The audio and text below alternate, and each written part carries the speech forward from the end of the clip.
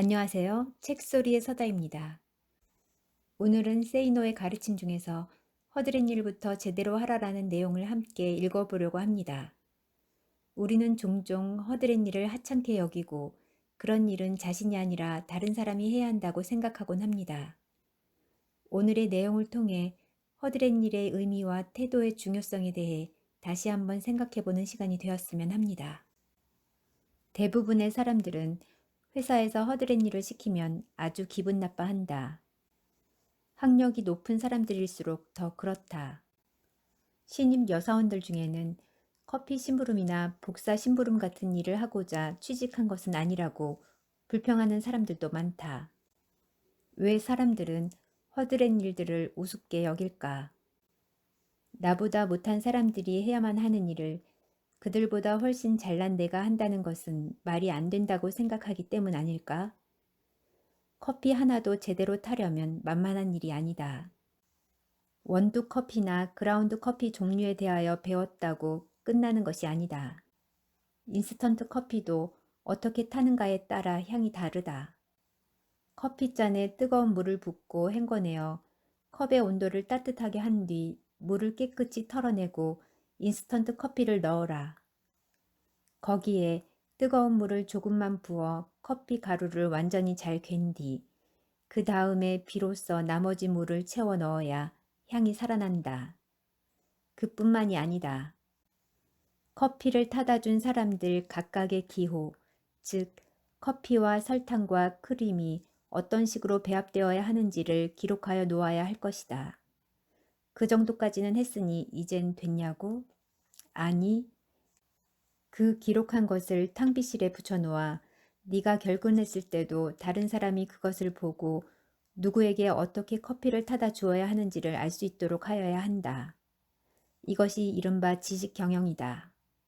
거기까지 하면 되었냐고?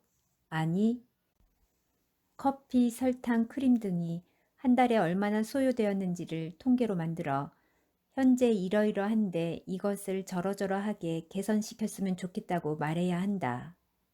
거기까지 하면 되었냐고?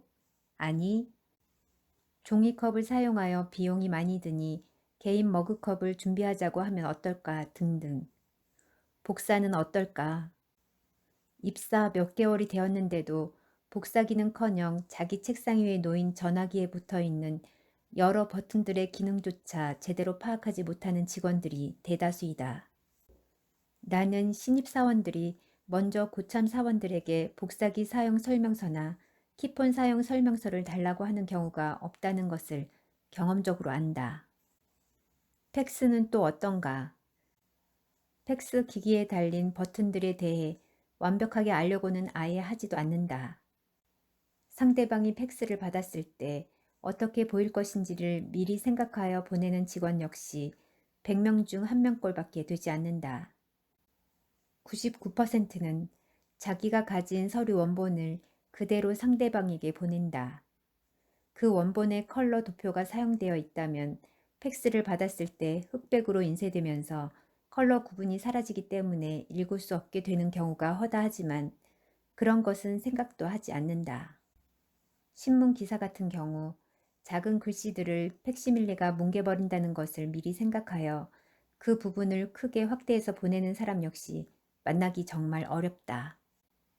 아주 오래전의 일인데 선박 차터 비용을 절약하고자 기존에 사용하던 뉴욕의 어느 해운회사 대신 새로운 해운회사들과 협상을 하던 중 거래 가능성이 있는 곳에 대외비로 문서를 하나 보내야 하였다. 너무나도 중요한 문건이어서 나는 차장급 직원에게 직접 팩스 송신을 지시하였다. 그랬더니 얼마 후 절대로 그 문건 내용을 알아서는 안 될 기존 거래처가 그 내용을 알고 있었다. 원인을 파악하여 보니 팩스 기기에 달려있는 단축 다이얼을 엉뚱하게 눌러서 문서가 잘못 발송된 것이었다. 그로 인하여 회사가 입은 손해는 그 차장의 연봉 몇 년치에 해당되었다. 은행 심부름? 나는 담당자가 법인이 내야 할 주민세를 제때 내지 않아 과태료를 1,000만 원 가까이 납부한 적도 있다. 과태료는 법인에서 세전 비용으로 처리할 수 없다. 때문에 과태료 1,000만 원을 납부하였다는 말은 그 1,000만 원에 해당되는 법인세와 주민세마저 추가로 납부하게 된다는 의미이므로 법인에서는 천 몇백만 원의 손해를 보게 된다. 애인 생일보다 더 중요한 것이 세금 납부 일자라는 것을 알면서도 은행 심부름을 하찮게 여겨 생긴 결과이다.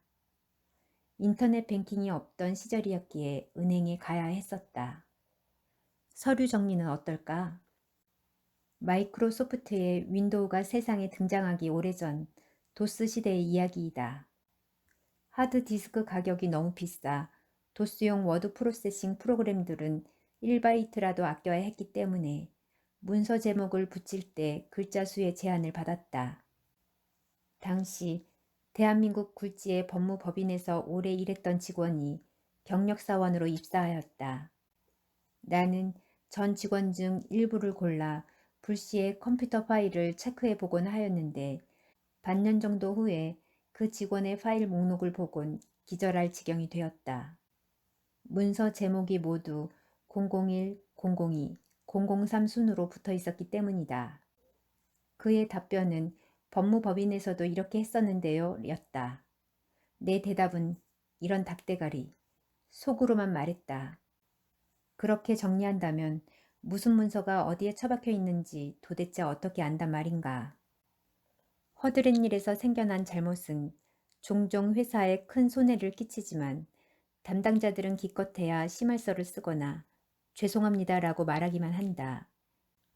야단을 심하게 맞으면 내가 일부러 그런 것도 아닌데 라고 하면서 스스로를 정당화시킨다. 그러면서도 허드렛 일을 하려고 취직한 것은 아니라고? 그런 작은 것 하나 귀신처럼 하지 못하는데 더 큰 일을 달라고? 웃기지 마라. 일본 교토에 있는 일본 전사는 연간 매출액 3천억 엔 이상인 초소형 정밀모터 제조업체이다. 이 회사는 신입사원이 들어오면 1년간 무조건 화장실 청소를 시킨다. 나가모리 사장은 청소도 하지 못하는 사람이 신제품을 생산하는 것은 불가능하다고 말한다. 정말 그렇다. 청소 하나 제대로 못하는 사람이 무슨 다른 일을 할 수 있다는 말인가. 허드렛 일을 싫어하는 사람들은 자존심을 내세운다. 내가 이런 일을 하려고 취직한 건 아니라고 하면서 말이다. 자존심? 뭔 자존심? 대학물 먹었다는 자존심? 꼴값 떨지들 말고 주변을 살펴보아라. 자존심 센 사람을 우리는 다른 말로 콧대가 높다고 한다. 콧대 높은 사람을 당신은 좋아하는가? 별로 좋아하지 않을 것이다. 당신은 그런 사람을 별로 좋아하지 않으면서도 스스로는 자존심을 내세우고 콧대를 세운다면 주변에서 어떻게 생각하는지 한 번쯤 고려해 본 적이 있는가? 정말 자존심이 세다면 낮은 곳으로 내려가라. 성경에도 낮은 곳으로 내려가라는 말이 나온다. 낮은 곳에서 걸레를 누구보다 먼저 잡고 하찮아 보이는 일들을 즐겁고 기쁜 마음으로 하면서 실수 없이 완벽하게 해치울 때 비로소 사람들은 당신을 인정할 것이다. 당신의 자존심은 그렇게 주변 사람들이 당신을 스스로 낮출 줄 아는 사람으로 인정할 때 저절로 지켜지게 되는 것이다. 허드렛 일이란 그저 사소한 일이 아니라 태도와 기본기를 다지는 중요한 과정입니다. 낮은 곳에서부터 최선을 다하는 사람이 결국에는 더 큰 기회를 얻게 됩니다. 내가 맡은 작은 일 하나를 완벽하게 해낼 때 그것이 곧 나를 성장시키는 밑거름이 된다는 사실을 기억하면 좋겠습니다. 좋아요, 구독은 영상 제작에 힘이 됩니다. 감사합니다.